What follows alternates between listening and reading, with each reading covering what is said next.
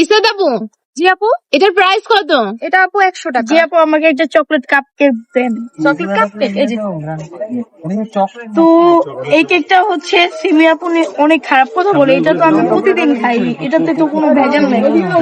দেখুন, কিছু কিছু মানুষের কাজই তো হচ্ছে অনেক পিছে লাগা, সেটা তো জানোই। তো সিমি আপু এটা নিয়ে অনেক খারাপ বক্তব্য করে, কারণ 100 টাকায় এরকম কেক আর এত মজার, এটা শুধু জাকির ভাইয়ের এখানে পাওয়া যায়। উনি যদি এটা নিয়ে আসতো, উনি এটার দাম দিত 200-300 টাকা। তো ওনার কাজই হচ্ছে মানুষের পিছে লাগা, কারণ আমি প্রতিদিন কেক করতে আসি, তো জাকির ভাইয়ের এই কেকটা আমি প্রতিদিন খাই, এটা অনেক আমার কাছে ভালো লাগে। এটা মূলত বাচ্চাদের জন্যই বানানো, বাচ্চারাই বলতেছে এত ভালো।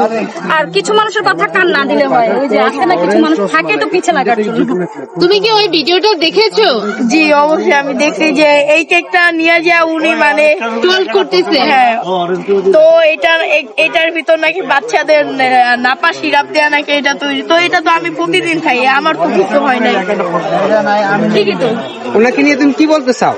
ওনাকে নিয়ে বলতে চাই যে উনি যা করতেছে জাকির ভাইয়ের পিছে যেন উনি না লাগে, কারণ উনি কোনো একদিন দেখি আমতলা, একদিন জামতলা, অনেক জায়গায় ওনাকে দেখা যায়। তো উনি একদিন কেক বেচে, একদিন ওই মোচরে হাঁস বিক্রি করে। তো ওনাকে যদি একটা ভ্যান গাড়ি দেওয়া যায়, তো উনি যে জায়গায় দেখবে মানুষের ভিড়, তো ওইখানে যে ভ্যান গাড়িটা নিয়ে যা বলবে যে সিঙ্গাপুর কেক। আপনার সবাই নেন, এছাড়া তো আর চলবে না। এছাড়া আর চলবে না। আর উনি রোজ হয়তো ঘুমের ওষুধ খায়, যে জাকির ভাইয়ের কেক বেচে কিনা দেখে উনি মনে হয় ঘুমের ওষুধ খায়। কিছু বলা নাই, বাচ্চা ছেলে কত বুঝে ভাই, আমিও তো এত বুঝি না। ওর মুখ থেকে শুনেন ভাই, পরে আমরা বললে তো আবার সমস্যা। ও তো কাস্টমার।